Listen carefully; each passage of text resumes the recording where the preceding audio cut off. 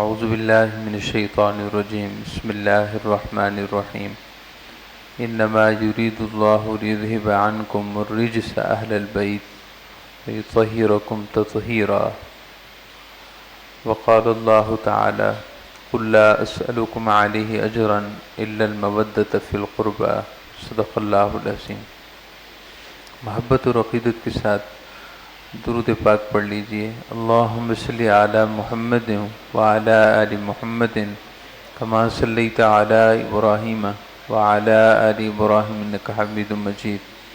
اللہم بارک علی محمد وعلی آل محمد کما بارکت علی ابراہیم وعلی آل ابراہیم انک حمید مجید۔ صلی اللہ علی النبی الامی وآلہ واصحابہ صلی اللہ علیہ وسلم، صلاۃ و سلام علیک یا رسول اللہ۔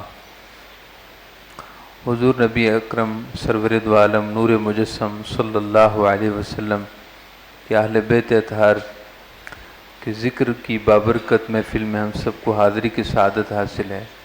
اللہ رب العزت خانوادہ نبوت، خانوادہ رسالت، حضور نبی اکرم صلی اللہ علیہ وسلم کے گھرانے کے تصدق اور توسل سے اللہ تعالیٰ ہم سب کو ایمان کی حقیقی خیرات نصیب فرمائے۔ اللہ تعالیٰ عمل صالح اور استقامت کی برکتیں نصیب فرمائے۔ اور اللہ رب العزت اپنے پیارے حبیب صلی اللہ علیہ وسلم، آپ کے صحابہ و اہل بیت کی نقوش پا پر ان کی بتائی ہوئی تعلیمات اور تربیت کے مطابق اپنی زندگی گزارنے کی توفیق عطا فرمائے۔ یقیناً محبت اور عقیدت ایک اپنی جگہ مسلمہ حقیقت ہے، امر مسلم ہے۔ ہمیں آپ صلی اللہ علیہ وسلم سے محبت ہے، آپ کے اہل بیت سے محبت ہے۔ اس محبت پر کوئی عیب کشی نہیں ہے۔ یقیناً یہ ایک مبنی بر حقیقت چیز ہے جس کا انکار نہیں کیا جا سکتا، لیکن محبت کو اس وقت قبولیت نصیب ہوتی ہے، محبت کو اس وقت چار چاند لگتے ہیں جبکہ محبت کے ساتھ ساتھ اتباع بھی ہو اور پیروی بھی ہو۔ اصل چیز اتباع ہے، تقلید ہے، پیروی ہے، اور یہی سب سے بڑی دلیل ہوتی ہے عقیدت اور محبت کی سچائی کی۔ جو زندگی اپنی منمانی خواہشات کے مطابق گزارے لیکن حضور کے اہل بیت کے مطابق اپنی زندگی کو نہ ڈھالے تو اس کی محبت بلا دلیل ہے کہ دلیل عمل سے فراہم ہوتا ہے۔ آپ صلی اللہ علیہ وسلم کے اہل بیت سے سچی محبت کرنے والے ہمارے مشائخ ہیں، ہمارے متقدمین ہیں۔ اس امت میں جو پہلے ہمارے اسلاف ہو گزرے ہیں، بالخصوص خیر القرون کے یعنی صحابہ کرام، تابعین اور اتباع التابعین، یہ خیر القرون ہے۔ اس زمانے کے جتنے بھی ہمارے مشائخ کو گزرے ہیں وہ حضور سے سچی محبت کرنے والے تھے اور حضور کے اہل بیت کے سچے محب تھے۔ ان کی زندگی کے ورق ورق سے، ان کی کتاب زندگی کے ہر صفحے سے محبت مع عمل صالح، محبت اور عمل صالح ظاہر ہوتا ہے، اور یہی سب سے بڑی چیز ہوتی ہے۔ چند مخصوص رسموں کے انعقاد سے اظہار محبت بظاہر تو ہو جاتا ہے، مگر اللہ تعالیٰ کے ہاں وہ محبت قابل قبول نہیں ہوتی، اس محبت کے ثمرات ظاہر نہیں ہوتے، اس محبت کے نتائج برآمد نہیں ہوتے۔ حدیث پاک میں جو حدیث پاک میں ارشاد ہوا ہے، آپ صلی اللہ علیہ وسلم کا ارشاد گرامی ہے کہ میرے اہل بیت سفینہ نوح کی مثل ہے۔ میرے اہل بیت سیدنا نوح علیہ السلام کے کشتی اور اس بیڑے کی مثل ہیں، سفینے کی مثل ہیں، کہ جو اس میں سوار ہو گیا اس نے نجات پائی، اور جو اس میں سوار نہ ہو سکا وہ طوفان کی نظر ہو گیا۔ میرے اہل بیت کی مثال، میرے اہل بیت کے ساتھ محبت اور تعلق کی مثال بھی ایسی ہی ہے۔ جو ان کے محبت اور ان کے تعلق کی کشتی میں سفینہ اہل بیت میں سوار ہو گیا وہ نجات یافتہ ہے، وہ جنت میں پہنچے گا، اور جو اس کشتی میں سوار نہ ہو سکا وہ جنت نہیں پہنچ سکے گا، کامیاب اور کامران نہیں ہوگا۔ چونکہ جنت کے مالک حضور کا گھرانہ ہے، حضور کا گھرانہ یہ جنت کے مالک ہیں۔ سیدہ کائنات کے بارے میں حضور کا ارشاد ہے، اما ترضا ان تکونی سیدۃ نساء العالمین وفی روایت سیدۃ نساء اہل الجنہ۔ اے بیٹی فاطمہ، اللہ تعالیٰ کی آپ اس نعمت پر کیا راضی نہیں ہو کہ تمام جہان کی عورتوں کی آپ سردار ہیں؟ اور ایک روایت کے مطابق جنت کی تمام عورتوں کی سیادت اور سرداری اللہ نے آپ کو دی ہے۔ تو یہ جنت کی سردار ہیں سیدہ فاطمہ الزہرا، سیدہ کائنات، حضور سیدہ کائنات یہ جنت کی سردار ہیں، اور ان کے شہزادے بھی جنت کے مالک ہیں۔ آپ صلی اللہ علیہ وسلم نے ارشاد فرمائے کہ ان الحسن والحسین سیدہ شباب اہل الجنہ، کہ میرے نواسے امام حسن مجتبیٰ سید الشہداء سیدنا امام حسین رضی اللہ عنہما یہ جنتی نوجوانوں کے سردار ہیں۔ اس کا یہ مطلب نہیں کہ جنت میں بچوں کا سردار کوئی اور ہوگا اور جنت میں بوڑھوں کا سردار کوئی اور ہوگا۔ جنت میں داخل ہونے والے سبھی عالم شباب میں ہوں گے، سبھی عالم شباب میں ہوں گے۔ وہاں کوئی ایسا نہیں ہوگا کہ بچہ ہو تو بچوں کا سردار کوئی اور ہو۔ سبھی جنتی عالم شباب، عالم جوانی میں جنت جائیں گے، اللہ تعالیٰ انہیں شباب عطا فرمائے گا۔ حدیثوں میں ہے، درجنوں احادیث ہیں، درجنوں احادیث ہیں آپ صلی اللہ علیہ وسلم نے جس میں یہ واضح فرمایا ہے کہ کوئی ہر جنتی کی عمر عالم شباب والی ہوگی، عالم شباب کی عمر میں۔ جیسے کہ ایک حدیث پاک ہے کہ جنتی مردوں کے چہرے پر داڑھی نہیں ہوگی، تو لوگ پوچھتے ہیں کہ داڑھی تو سنت ہے، جنتی مردوں کے چہرے پر داڑھی کیوں نہیں ہوگی؟ تو اس وقت عمر کے اس حصے میں ہوں گے کہ چہرے پر داڑھی عموماً اس عمر میں نکلتی ہی نہیں۔ سب عالم شباب کے اس عمر کے اس حصے میں ہوں گے کہ چہرے پر داڑھی اس عمر میں ہوتی ہی نہیں، دنیا میں نہیں ہوتی۔ ارشاد فرمائے کہ جنتی نوجوانوں کے سردار ہیں، مطلب کل اہل جنت مردوں کے سردار امام حسن و امام حسین ہیں۔ تو یہ جنت، یہ گھرانہ جنت کا مالک گھرانہ ہے جو ان کی محبت اور ان کے تعلق کی رسی میں جڑا ہوا ہے، جو ان کے محبت کے رشتے میں پیوست ہے۔ یقیناً وہ سچی محبت، وہ سچا تعلق انہیں ضرور جنت لے کر جائے گا۔ حضور نبی اکرم صلی اللہ علیہ وسلم کا ارشاد گرامی ہے، جس نے مجھ سے محبت کی، جس نے علی المرتضیٰ شیر خدا سے محبت کی، جس نے میری بیٹی سیدہ فاطمہ الزہرا، میرے دونوں نواسوں امام حسن مجتبیٰ اور سید الشہداء امام حسین سے محبت کی، وہ جنت میں ہمارے درجے میں ہمارے ساتھ ہوگا۔ ارشاد فرمائے کہ وہ جنت میں جہاں ہم ہوں گے، اللہ تعالیٰ ہمارے ساتھ انہیں جگہ عطا فرمائے گا۔ یعنی جنت میں حضور اور حضور کے اہل بیت کا پڑوس اسے ملے گا جو ان سے سچی محبت کرتا۔ یاد رکھیں کہ سچی محبت کا عملاً اظہار ہوتا ہے،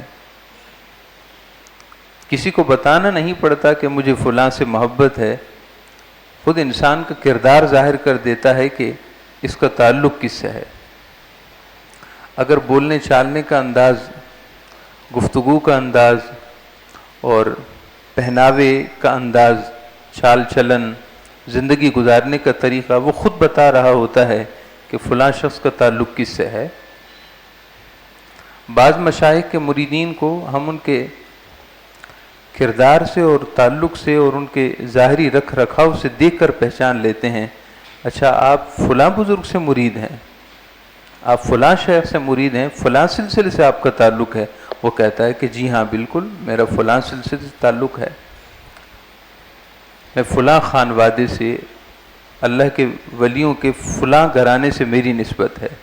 یعنی اسے بتانا اس لیے نہ پڑا کہ اس کے چال چلن، رکھ رکھاؤ، اس کا انداز رہن سہن بتا رہا ہے، اس کا عملی کردار بتا رہا ہے کہ اس کا تعلق فلاں عالی شان شیخ سے ہے، فلاں عالی شان اللہ کے ولی سے ہے، اس کا رکھ رکھاؤ بتاتا ہے۔ نبی اکرم صلی اللہ تعالیٰ علیہ وسلم کے اہل بیت سے محبت کیجیے، سچی محبت کیجیے، سچا تعلق قائم کیجیے۔ جیسے انہوں نے اپنے شب و روز اللہ کی رضا میں وقف کر دیے تھے، ہمارا طریقہ بھی یہی ہونا چاہیے۔ زندگی 2 دن کی ہے، آخرت کے مقابلے میں تو زندگی لمحہ بھر کی بھی نہیں ہے۔ یہ دنیا کی زندگی پلک چھپکنے کی مقدار بھی نہیں ہے آخرت کی دائمی زندگی کے مقابلے میں۔ لہذا یہ جو مختصر سی زندگی ہے، یہ اللہ اور اس کے رسول کی رضا کے لیے ہم وقف کر دیں۔ ایک قدم بھی رکھیں تو یہ سوچ کر کہ اللہ راضی ہے تو ٹھیک ہے، ہم قدم اٹھائیں گے، یعنی یہ عملی اقدام کریں گے، اور اگر اللہ اور اس کے رسول صلی اللہ علیہ وسلم ناراض ہیں تو ہم ہرگز اس طرف بڑھنے والے نہیں ہیں۔ جیسے انہوں نے اپنے شب و روز قرآن پاک کی تلاوت میں گزارے، ہمیں چاہیے کہ اللہ کا کلام بکثرت پڑھیں، قرآن شریف پڑھیں۔ سید الشہداء سیدنا امام حسین رضی اللہ تعالیٰ عنہ کا سر اقدس جب آپ کے جسد اطہر سے جدا کر کے یزیدی فوج یہاں سے کوفہ سے شام کی طرف جا رہی تھی، کوفہ کے دارالامارت تک گئی، اور پھر عبید اللہ ابن زیاد کے حکم پر، اس ظالم کے حکم پر پھر یہاں سے شام گئی۔ سیدنا امام حسین سید الشہداء رضی اللہ تعالیٰ عنہ اور دیگر جملہ شہداء کے مبارک سرہائے مبارک کو نیزے کے اوپر رکھا ہوا تھا ان ظالموں نے، اور امام حسین رضی اللہ تعالیٰ عنہ کا سر اقدس نیزے پر تھا، نیزے پر سوار تھا، اور آپ قرآن شریف کی تلاوت فرما رہے تھے۔ تو جنہوں نے زندگی بھر اللہ کے کلام سے تعلق قائم رکھا، انہوں نے اس تعلق کو اپنی شہادت کے بعد بھی ظاہر کر کے دکھایا کہ دیکھو تعلق قرآن سے ہوتا ہے تو یوں ہوتا ہے۔ تو اللہ کے کلام مجید، قرآن مجید کے ساتھ ہمارا تعلق کمزور ہے، ہمیں اس تعلق کو دوبارہ بحال کرنا چاہیے۔ حضور نبی اکرم صلی اللہ علیہ وسلم کی سیرت، آپ کی احادیث کو بڑی توجہ کے ساتھ پڑھیں، سنجیدگی کے ساتھ پڑھیں اور سنیں، اور صرف سننے کی حد تک نہ ہو، اس زاویہ نگاہ سے سنیں کہ جہاں مجھ میں کچھ کمی کجی خامی ہے تو میں اس کو پورا کر لوں، اس خلا کو پورا کر لوں۔ یاد رکھیے کہ زندگی آخرت کے مقابلے میں پلک چھپکنے کی مقدار بھی نہیں ہے۔ اگر یہ زندگی ہم نے ایسے ہی گوا دی صرف باتیں کرنے میں تو بڑا خسارہ ہے، بڑا نقصان ہے۔ زندگی ایک بار ملتی ہے، بار بار نہیں ملتی، سو جو ایک بار ملی ہے وہ اس ایک کی رضا کی خاطر گزر جائے تو کامیابی ہے۔ اللہ کی رضا کی خاطر، اللہ کے حبیب کی رضا کے لیے، نبی اکرم صلی اللہ علیہ وسلم کے صحابہ کرام اور آپ کے اہل بیت نے جیسی زندگی گزاری ویسی زندگی کامیاب زندگی ہے۔ حضور نبی اکرم صلی اللہ تعالیٰ علیہ وسلم کے اہل بیت کو حضور کے ساتھ نسبت ہے، حضور کے ساتھ شرف ہے، کیونکہ نسبت بڑی ہے اور نسبت بہت قریب کی ہے، اس لیے اہل بیت اطہار کا درجہ اور ان کی شرافت اور ان کا مقام بھی بہت بڑا ہے۔ تفسیر روح المعانی میں امام عبد بن حمید اور حضرت ابن المنذر کے واسطے سے یہ روایت ہے کہ حضرت وہب ارشاد فرماتے ہیں کہ حضور کے بڑے نواسے سیدنا امام حسن مجتبیٰ رضی اللہ تعالیٰ عنہ سے رضی اللہ تعالیٰ عنہ کی خدمت میں ایک خارجی آیا۔ خارجی انہیں کہتے ہیں جو اہل بیت اطہار سے بغض رکھتے ہیں، عداوت رکھتے ہیں، ظاہر میں بھی عداوت ہوتی ہے، اندر بھی بغض ہوتا ہے، اور یہ اس دور سے پیدا ہو گئے تھے۔ امام حسن مجتبیٰ کی خدمت میں ایک خارجی آیا تو آپ نے اس سے پوچھا، تمہیں معلوم ہے کہ سورۃ الکہف میں جن یتیموں کے مال کی حفاظت کا ذکر ہے کہ سیدنا خضر علیہ السلام اور سیدنا موسیٰ علیہ السلام ایک علاقے میں پہنچے، مسافر تھے، آپ نے ان لوگوں سے ارشاد فرمایا، سیدنا خضر علیہ السلام نے، کہ ہم مسافر ہیں، ہمیں کھانا مہیا کرو۔ ان لوگوں سے ارشاد فرمایا جو اس بستی میں اور اس قریہ میں آباد تھے۔ آپ نے ان سے مہمان نوازی کے لیے کہا کہ ہم مسافر ہیں، ہمیں کھانا مہیا کیا جائے۔ انہوں نے صاف انکار کر دیا، بخیل تھے، وہ آپ کی مہمان نوازی کر سکتے تھے لیکن انہوں نے 2 لقمے دینے کو بھی تیار نہیں ہوئے۔ قریہ سے باہر، اس علاقے سے باہر ایک دیوار تھی، سیدنا موسیٰ علیہ السلام اور سیدنا خضر علیہ السلام دیوار کے سہارے بیٹھے ہوئے تھے۔ اتنے میں وہ دیوار گرنے لگی، وہ جو بوسیدہ تھی، قدیم دیوار تھی، وہ گرنے لگی۔ سیدنا خضر علیہ السلام نے اپنا ہاتھ رکھا تو وہ دیوار صحیح ہو گئی۔ آپ نے ہاتھ رکھا، سہارا دیا تو وہ دیوار صحیح ہو گئی، نہ گری۔ سیدنا موسیٰ علیہ السلام نے اس کی وجہ پوچھی اپنے وقت پر کہ ان لوگوں نے تو ہماری مہمان نوازی بھی نہ کی، آپ نے ان کی دیوار کو گرنے سے بچا لیا، اس کی وجہ کیا ہے؟ چونکہ عالم امر سے واقف تھے سیدنا خضر علیہ السلام، عالم امر کے رموز سے واقف تھے، اور سیدنا موسیٰ علیہ السلام کا درجہ خضر علیہ السلام سے اگرچہ بڑا ہے کہ آپ نہ صرف نبی ہیں بلکہ اولو العزم رسولوں میں سے ہیں، صاحب شریعت ہیں، لیکن آپ کی توجہ عالم امر کی طرف نہ تھی، آپ کی توجہ عالم امر کی طرف نہ تھی۔ اب توجہ ہو نہ ہو یہ ایک علیحدہ معاملہ، علیحدہ گفتگو ہے۔ سیدنا یوسف علیہ السلام کے والد گرامی کہ صاحبزادوں نے یوسف علیہ السلام کو جب آپ سے جدا کر لیا اور کنویں میں جا کے آپ کو ڈال دیا تو توجہ نہ تھی، لہذا خبر ہی نہ ہو سکی، لیکن جب توجہ ہوئی تو توجہ پھر اس وقت تھی جب یوسف علیہ السلام کا مبارک قمیص، مبارک پیرہن آپ کے صاحبزادے لے کر آ رہے تھے کہ یوسف علیہ السلام نے اپنے بھائیوں سے فرمایا تھا کہ میں نے تمہیں معاف کر دیا ہے، جاؤ یہ میرا قمیص اور پیرہن لے کے جاؤ اور میرے والد یعقوب علیہ السلام کے چہرے پر ڈال دینا، تو ان کی بینائی جو میرے فراق اور جدائی میں رو رو کر چلی گئی ہے وہ بینائی واپس آ جائے گی۔ اب توجہ فرمائیے گا کہ اللہ کے نبی کی جب توجہ ہوتی ہے تو پھر توجہ کیسی ہوتی ہے، گہرائی تک جاتی ہے۔ وہ قمیص مصر سے لے کر جیسے روانہ ہوئے، یعقوب علیہ السلام گھر والوں سے کہنے لگے مجھے اپنے بیٹے یوسف کی خوشبو آ رہی ہے، مجھے اپنے بیٹے یوسف کی خوشبو آ رہی ہے۔ حضور جب آپ کے صاحبزادے یہیں کنعان کے کنویں میں جب ان کو ڈالا جا رہا تھا اس وقت آپ کو ان کے بارے میں علم نہ ہوا، نہ خوشبو آئی، اور یہاں آپ کو خوشبو آ گئی مصر سے خوشبو آ گئی۔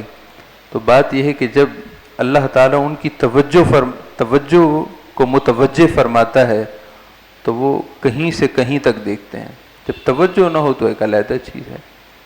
تو بہرحال حضرت سیدنا امام حسن مجتبیٰ نے رضی اللہ تعالیٰ عنہ نے اس خارجی سے پوچھا کہ بتاؤ خضر علیہ السلام نے اس دیوار کو جو سہارا دے کر ٹھیک کر دیا تھا وہ کس وجہ سے تھا؟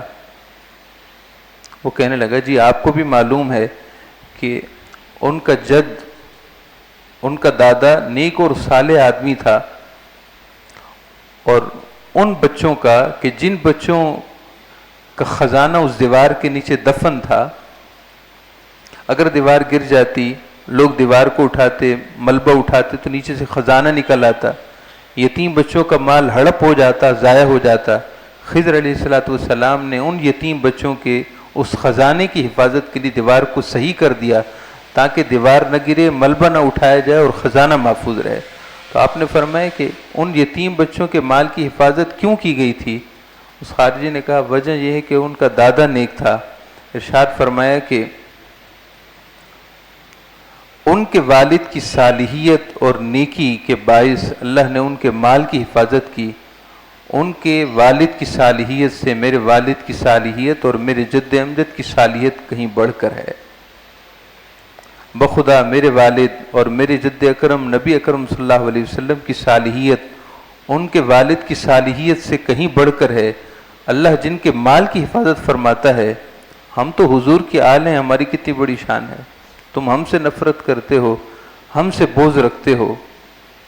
صالحیت کی وجہ سے جن کے اولادوں کے مال کی حفاظت کا اہتمام اللہ فرماتا ہے، تو صالحیت ہو اور صالحیت نبوت والی صالحیت ہو، ان کی اولاد کی کتنی بڑی شان ہوگی۔ صاحب تفسیر روح المعانی نے فرمایا کہ وہ جو نیک شخص تھا جس کی برکت ان کی اولاد کو نصیب ہوئی تھی، وہ ان کی 7ویں پشت میں تھا، ایک روایت میں 10ویں پشت میں تھا، یعنی وہ جو 2 یتیم بچے تھے ان کی پیڑھی میں، ان کے آبا میں 7ویں یا 10ویں پشت میں ان کا وہ نیک جد اور نیک دادا تھا، جس کی برکت یہاں نیچے 7ویں درجے میں یا 10ویں درجے میں اولاد کو برکت نصیب ہو رہی تھی۔ محترم معزز سامعین کرام، یہ پہلی امتوں کا ایک نیک صالح شخص تھا جس کی برکت کہاں نسلوں میں نصیب ہو رہی تھی۔ حضور نبی اکرم صلی اللہ علیہ وسلم کی شان کتنی بڑی ہے۔ آپ رسولوں کے امام ہیں، آپ نبی الانبیاء ہیں، امام الانبیاء ہیں، خاتم الانبیاء ہیں، باعث تخلیق کائنات ہیں، ساری برکتیں آپ کے دم قدم سے ہیں۔ آپ کی ذریت اطہر میں جو آپ کی برکت ہے وہ قیامت تک یوں ہی قائم رہے گی۔ تیری نسل پاک میں ہے بچہ بچہ نور کا، تو ہے عین نور تیرا سب گھرانہ نور کا۔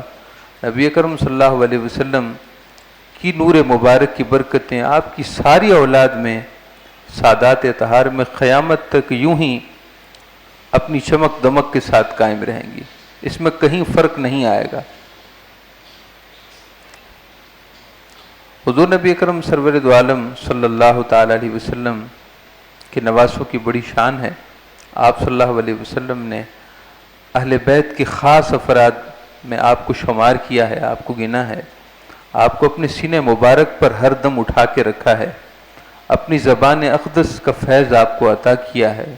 حسنین کریمین کی وہ شان ہے جن کے ناز حضور نے اٹھائے ہیں، جن کے ناز اٹھائے ہیں، جن کو اپنے کندھوں اور مبارک دوش مبارک کندھوں کی سواری عطا کی ہے۔ وہ حسنین کریمین کہ جن کی تھوڑی سی رونے کی تکلیف پر آپ صلی اللہ علیہ وسلم بے قرار ہو جایا کرتے تھے اور فرمایا کرتے تھے کہ بیٹی فاطمہ، ان دونوں میرے شہزادوں کو رونے نہ دیا کرو، ان کے رونے سے مجھے تکلیف ہوتی ہے۔ ایک دفعہ آپ سیدنا امام حسن مجتبیٰ کی تلاش میں نکلے، وہ گھر سے باہر نکلے اور گم گشتہ ہو گئے تھے۔ نبی اکرم صلی اللہ علیہ وسلم نے انہیں ایک جگہ دھوپ میں پایا تو دھوپ میں دیکھ کر آپ بے قرار ہو گئے، دھوپ میں دیکھا تو بے قرار ہو گئے۔ جن کی دھوپ حضور سے گوارا نہ ہو، حضور کے قلب اطہر میں ان کی کتنی بڑی شان ہے۔ نبی اکرم صلی اللہ علیہ وسلم جن کا نام خود رکھیں، جن کو گھٹی اپنے لعاب دہن کی عطا کریں، وہ حسنین کریمین کہ نبی اکرم صلی اللہ علیہ وسلم نماز میں ہوں اور وہ آ جائیں اور حضور کی پشت مبارک سے اگر لپٹ جائیں تو حضور سجدے سے سر نہ اٹھائیں۔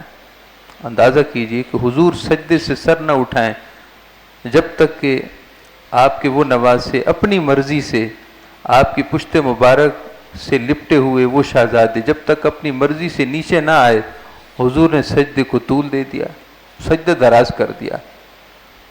صحابہ اکرام جمع غفیر ہے صحابہ اکرام کا، جن کی شہادتیں موجود ہیں، یعنی جن کی گواہیاں اور روایتیں موجود ہیں، اور کتب احادیث مختلف کتب احادیث میں بکھری ہوئی ہیں۔ ایک بار کا واقعہ ہو تو کہا جائے کہ ایک بار ہوا تھا، کئی واقعات ہیں، اور یہ حضور کی محبت، آپ صلی اللہ علیہ وسلم کی محبت اپنی تمام شہزادیوں کی اولاد سے تھی۔ سیدہ زینب کی بیٹی سیدہ امامہ رضی اللہ تعالیٰ عنہ، حضور کی محبت ان سے بھی اسی طرح کی تھی۔ نبی اکرم صلی اللہ علیہ وسلم نماز میں آئے تو حسنین کریمین کو ساتھ لے کے آئیں، اتنا بھی فراق اور اتنی بھی جدائی گوارا نہ تھی۔ نماز کے لیے آتے تو ان کو ساتھ لے کر آتے، اپنے ساتھ بٹھاتے، مصلی امامت جہاں آپ نماز پڑھاتے اپنے ساتھ بٹھاتے، کبھی واعظ کے لیے تشریف لائیں تو ممبر پر اپنے ساتھ بٹھا لیں۔ ایک ایسا ہی موقع تھا، نبی اکرم صلی اللہ علیہ وسلم ممبر شریف پر خطبہ دے رہے تھے کہ حسنین کریمین جیسا کہ حضور نے ان کو محبت سے مانوس کیا ہوا تھا، وہ چلتے ہوئے آ رہے تھے، انہوں نے قمیص پہن، حدیث پاک میں صحابہ کرام نے ان کے جسم پر جو قمیص شریف تھے حسنین کریمین نے جو لباس زیب وطن کیا ہوا تھا، صحابہ کرام اس لباس کو بھی بیان کرتے ہیں کہ سرخ رنگ کا لباس تھا، یعنی سرخ رنگ کی دھاریوں والا لباس تھا۔ حسنین کریمین یا ان میں سے کوئی ایک چلتے ہوئے آ رہے تھے، چونکہ کم سنی کی عمر تھی لہٰذا کچھ چلتے تھے، پھر زمین پر نیچے بیٹھ جاتے، پھر کھڑے ہوتے۔ نبی اکرم صلی اللہ علیہ وسلم نے اپنا خطبہ چھوڑ دیا، خطبہ ارشاد فرما رہے تھے۔ ظاہر حضور کا خطبہ تو شریعت ہے، حضور جو فرمائیں وہ شریعت ہے، آپ جو فرمائیں جو کریں سب شریعت ہے۔ نبی اکرم صلی اللہ علیہ وسلم ممبر شریف سے نیچے اتر آئے، صحابہ کرام موجود ہیں، اور حضور نے اپنے اس شہزادے کو یا دونوں شہزادوں کو ساتھ اٹھا لیا اور دوبارہ ممبر پر آئے اور اپنے ساتھ بٹھا لیا۔ فرمایا کہ مجھ سے ان کا آتے ہوئے اس طرح زمین پر گر پڑنا، اب گر پڑنے کا لفظ میں آپ کو سمجھانے کے لیے استعمال کر رہا ہوں، حسنین کریمین کا اس طرح آپ نے فرمایا کہ اس طرح ان کے آنا اور زمین پر پھر بیٹھ جانا اور پھر کھڑے ہونا مجھ سے یہ تکلیف گوارا نہ ہوئی، لہذا مجھے ممبر چھوڑنا پڑا۔ یہ شان ہے حسنین کریمین کی بارگاہ رسالت میں۔ نبی اکرم صلی اللہ تعالی علیہ وسلم کے صحابہ کرام اکثر حضور سے ملاقات کے لیے آتے تو دیکھتے کہ حضور کی مبارک گود میں ان دو نواسوں میں سے کوئی نواسا موجود ہے، حضور اپنی گود میں بٹھائے ہوئے ہیں، کبھی ان کو سونگتے ہیں کبھی چھومتے ہیں۔ صحابہ کرام نے عرض کی، یا رسول اللہ صلی اللہ علیہ وسلم، ہر ایک اپنے بچوں سے، اپنے نواسوں اور پوتوں سے پیار کرتا ہے، چومتا ہے، ان کے بوسے لیتا ہے، یا رسول اللہ آپ تو سونگتے بھی ہیں۔ ارشاد فرمائے کہ کیوں نہ سونگوں، ہما ریحانتی فی الدنیا والآخرہ، وفی روایت ہما ریحانتا الجنہ۔ ارشاد فرمائے کہ میں انہیں کیوں نہ چوموں، میں انہیں کیوں نہ سونگوں، یہ میرے دنیا اور آخرت میں میرے پھول ہیں۔ اور ایک روایت میں ہے کہ یہ جنت کے دو پھول ہیں، یہ جنت کے پھول ہیں، میں ان کو چومتا بھی ہوں اور سونگتا بھی ہوں۔ رکھی ہے نبی اکرم صلی اللہ علیہ وسلم کے ظاہری اور باطنی عکس ہونے کا ان دونوں شہزادوں نے اپنی ذات سے اظہار بھی کیا ہے کہ واقعی حضور کا عکس ہیں، حضور کی تمثیل ہیں، حضور کی تصویر ہیں، حضور کی ظاہری اور باطنی صورتیں اور تصویر ہیں یہ دونوں شہزادے۔ انہوں نے اپنی عملی زندگی سے یہ ظاہر کر دیا کہ واقعی ہم حضور کا نور ہیں۔ حضور سیدنا امام حسن مجتبیٰ رضی اللہ تعالیٰ عنہ، آپ نے سیدنا امیر معاویہ رضی اللہ تعالیٰ عنہ کے حق میں خلافت سے دستبردار ہو کر گوئے کہ امت کو خون خرابے سے بچا لیا، اور حضور کی پیشن گوئی تھی۔ ارشاد فرمائے کہ ابنی ھذا سیدن، آپ ممبر شریف پر تھے، آپ کے ساتھ آپ کے نواسے آپ کے پہلو میں تھے امام حسن مجتبیٰ۔ آپ نے فرمایا میرے صحابہ، ابنی ھذا سیدن، میرا یہ بیٹا حقیقی سردار ہے، یہ میرا بیٹا حقیقی سردار ہے۔ ان قریب اللہ تعالیٰ میرے اس دو بیٹے کے وسیلے اور ذریعے سے میرے اس دو بیٹے کو وسیلہ اور میرے اس بیٹے کو وسیلہ اور سبب بنائے گا، اور مسلمانوں کے دو بڑے گروہوں، فئتین عظیمتین، مسلمین فئتین عظیمتین، مسلمانوں کے دو بہت بڑے گروہوں کے درمیان میری اس بیٹی کی وجہ سے صلح کے اسباب پیدا فرما دے۔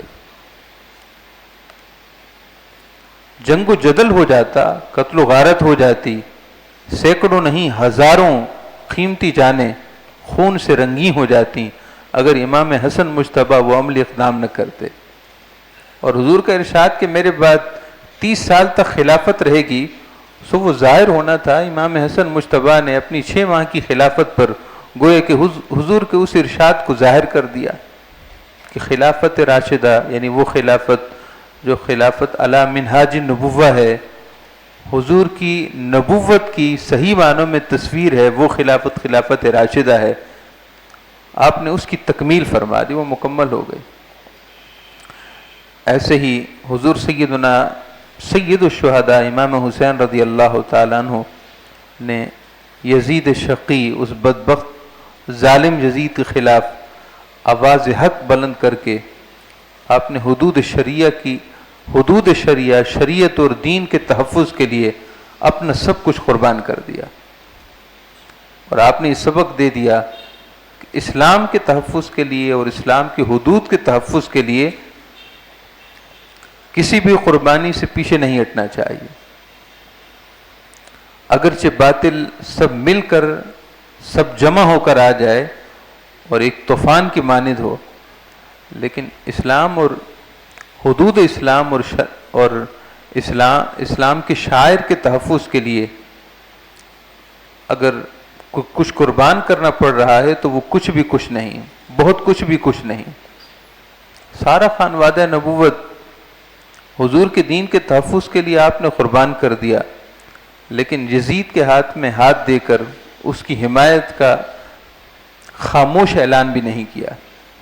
بعض لوگوں نے مشورہ دیا تھا کہ حضور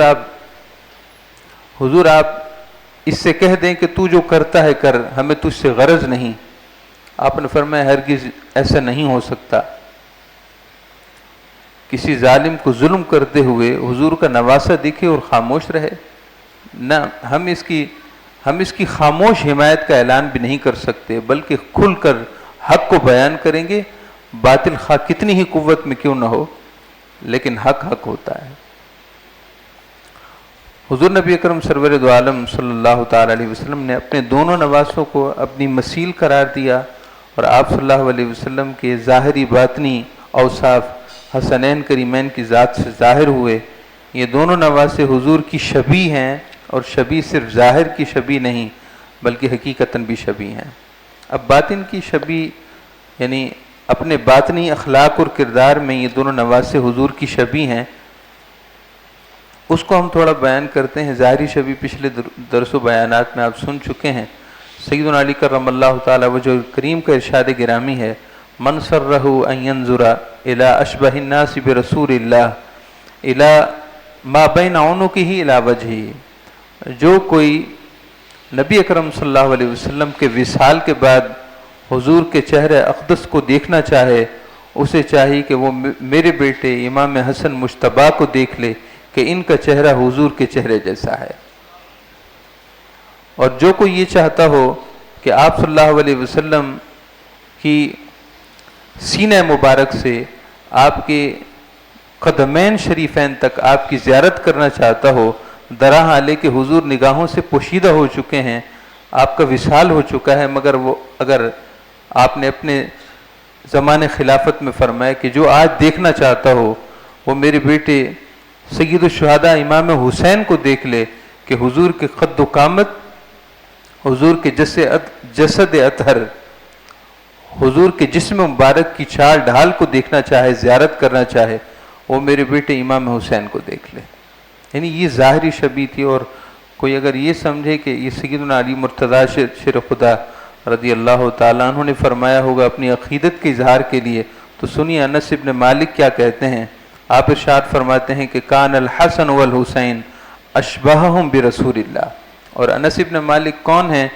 نبی اکرم صلی اللہ علیہ وسلم مدینہ شریف تشریف لائے اس وقت سے لے کر اور جب تک حضور اپنی مرقد انوار میں تشریف نہیں لے گئے، اس وقت تک سیدنا انس ابن مالک دن رات حضور کی خدمت میں حاضر رہے۔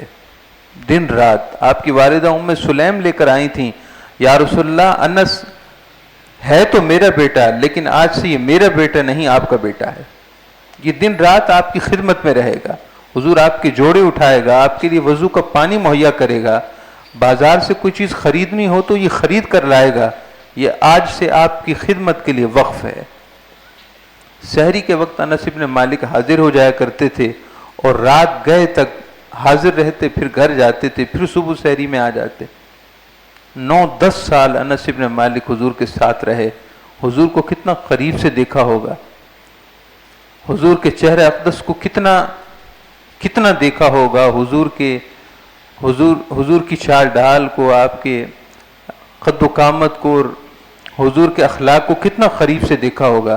انس ابن مالک کا تجزیہ اور ان کا زاویہ نگاہ جو مبنی بر حقیقت ہے وہ سنیے۔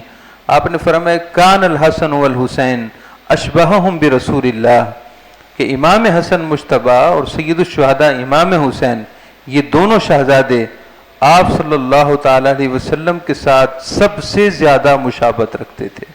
अशबहहुम बिरसूल अल्लाह, सब लोगों से बढ़कर अगर हुजूर के कोई मुशाबे था तो ये दोनों नवासे थे। और आपने तो अशबहहुम की कैद भी नहीं लगाई कि खल्क़न व लौनन वगैरह के अल्फाज नहीं कहे कि हुजूर की ज़ाहिरी सूरत में शबीह थे। आपने अशबहहुम को मुतलक बयान किया। कहने का मतलब ये है कि ज़ाहिरी सूरत में भी ये दोनों हुजूर के मुशाबे थे और अखलाक किरदार में भी हुजूर के मुशाबे थे। हुजूर ने खुद अपनी निस्बत जो अता कर दी थी।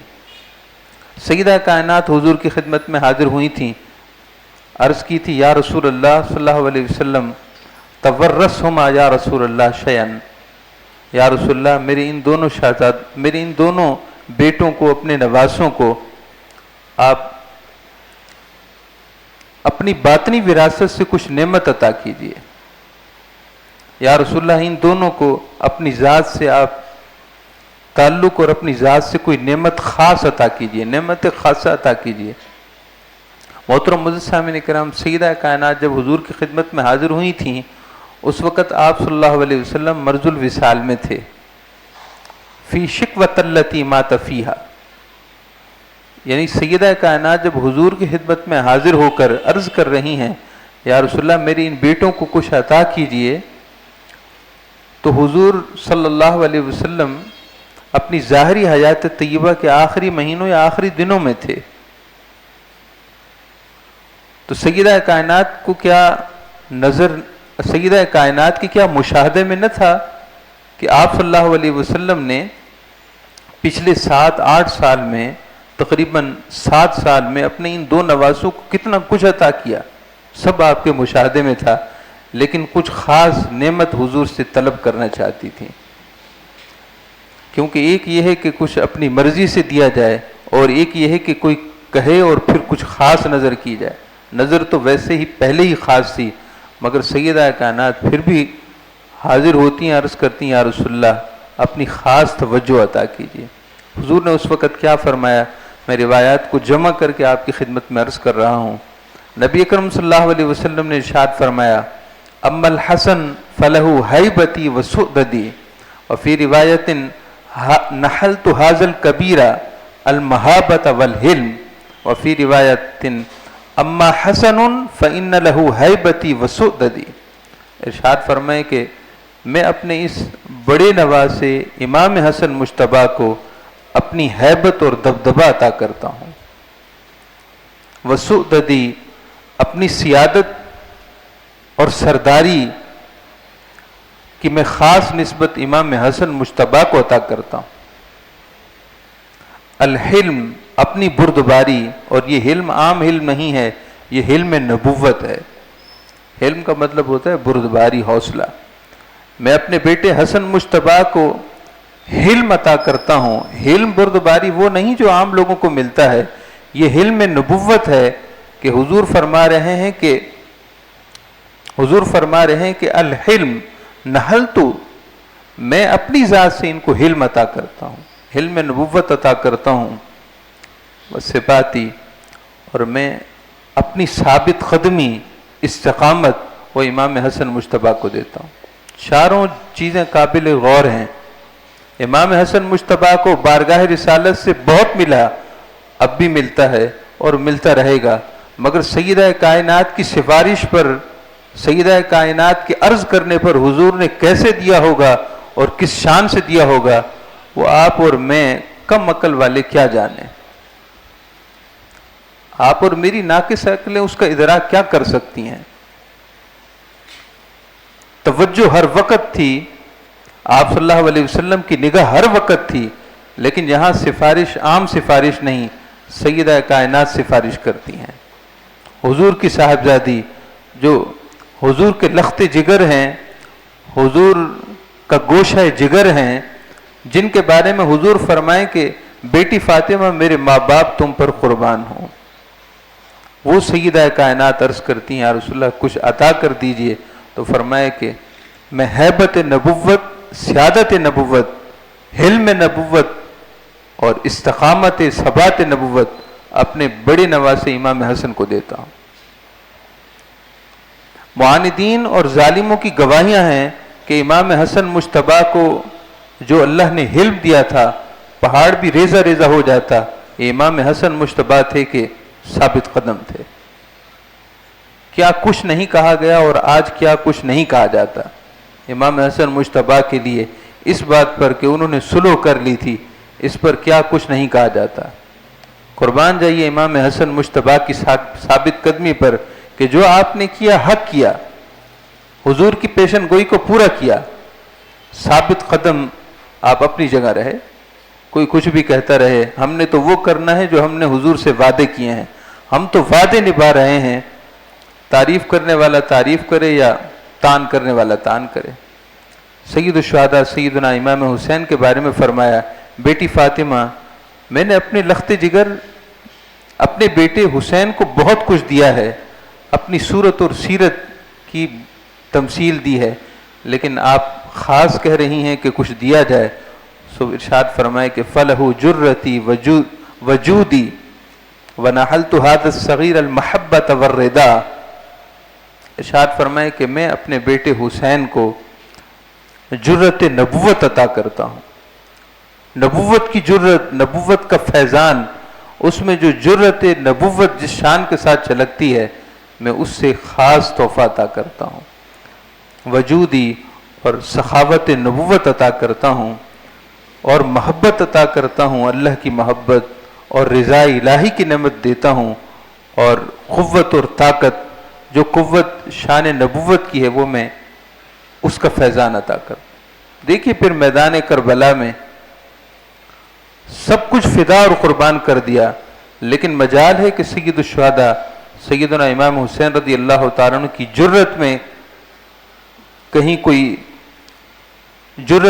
کوئی رمق پیدا ہوئی ہو، بس اپنی جگہ ایک زاویے پر کھڑے ہیں کہ ہم اللہ کے لیے تھے، اللہ کے لیے ہیں اور اللہ کے لیے رہیں گے۔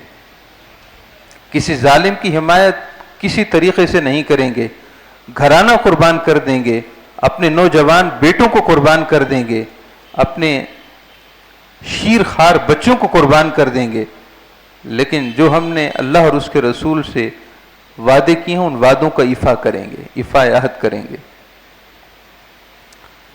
نبی اکرم صلی اللہ علیہ وسلم کے اہل بیت کی بڑی شان ہے، ان کے ساتھ اللہ تعالی ہماری محبت کو قائم و دائم رکھے، اور محبت کے ساتھ عقیدت، تعلق، اور اللہ تعالی عملی اقدام ہمیں اٹھانے کی توفیق عطا فرمائے۔ اللہ تعالی ہم سب کا